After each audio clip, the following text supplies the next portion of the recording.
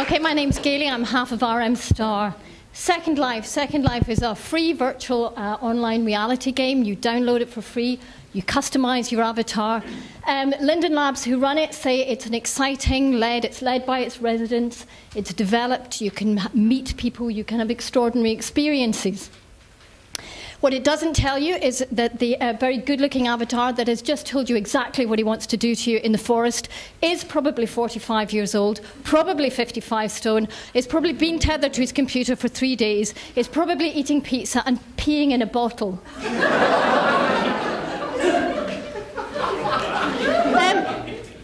Paul Cosgrove, who's part of the Sculpture Environmental Art, approached Debs, my business partner. They approached us as RM Star and asked us to be artists in residence in Second Life.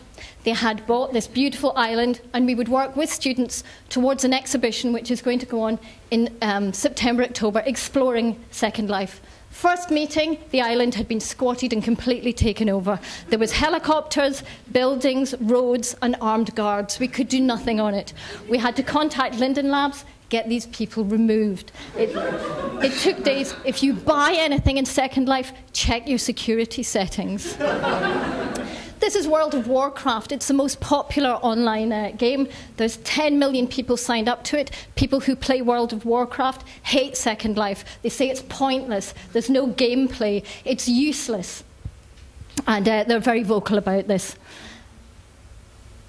I have nothing more to say about World of Warcraft. Okay, this is businesses in Second Life. Businesses take Second Life very seriously. Everything from American Apparel to Vodafone exist in Second Life. They do business to business. There are cancer charities that exist in Second Life. There is a currency in Second Life. You can make real money in Second Life.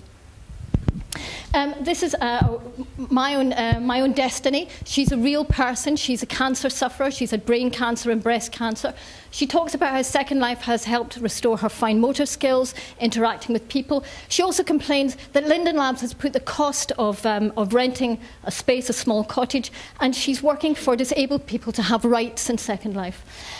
This is the fact that a Second Life avatar, 24 hours of a Second Life avatar's life uses up as much energy as the average Brazilian.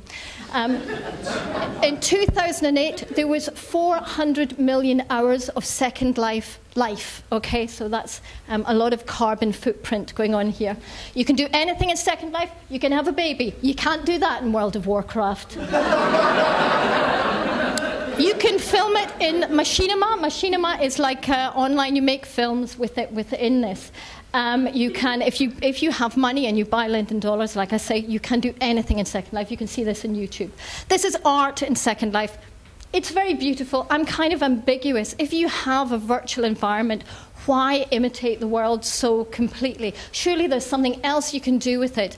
It's a bit like Final Fantasy. You know, it was kind of rubbish, do you know?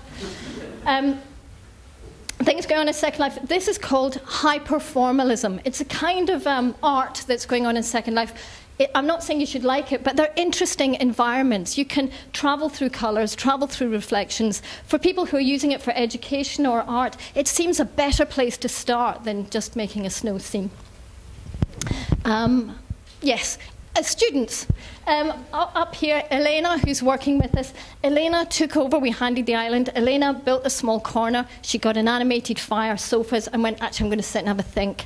And then Ellie, down below, came back as Ulrika Meinhof with a machine gun and chain smoking. So that was 2 students' immediate reaction to Second Life.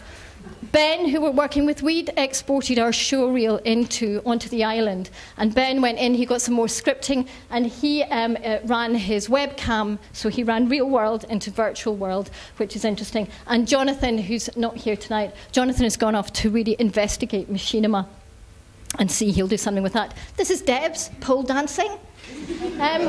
Debs and I, of course, just went on and went random stuff, bought shoes and went to a sex site because it was free.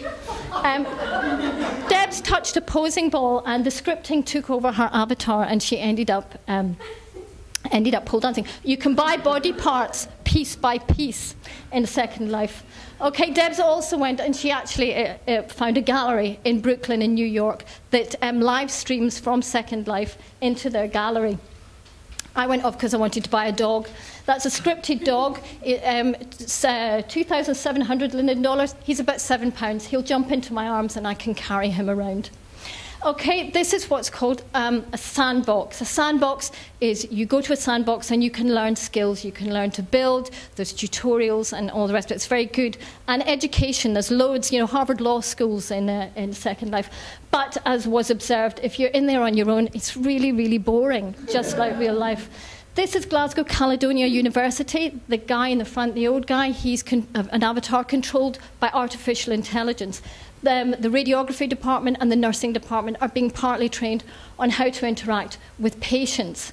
I'm not sure how I feel about my old mum being nursed by somebody who's interacted with an avatar. The guy who set up, we went to a conference in Stirling, and a guy who spoke, his name was Runciman, very nice, middle-aged Dutch guy who had set up, is very, very proactive in education. This is his avatar. That bothers me. If you do nothing else, I would urge you, in terms of machinima, there's a site, Molotov Alvar. Go in, look it up in Google. It's a kind of cult. HBO have bought it, and we know they'll ruin it. It's about a man who's uploaded his entire life to Second Life and disappeared from the real world. It's a beautiful 10 episodes where he explores what Second Life does and means. Also, go to Google, type in spoof Second Life. These are French people who spent a whole day in their office as Second Life avatars, and it's really, really brilliant. We will be exhibiting the work. Please come to Glasgow School of Art sometime between October and September, dates to be confirmed. And that's us. Okay.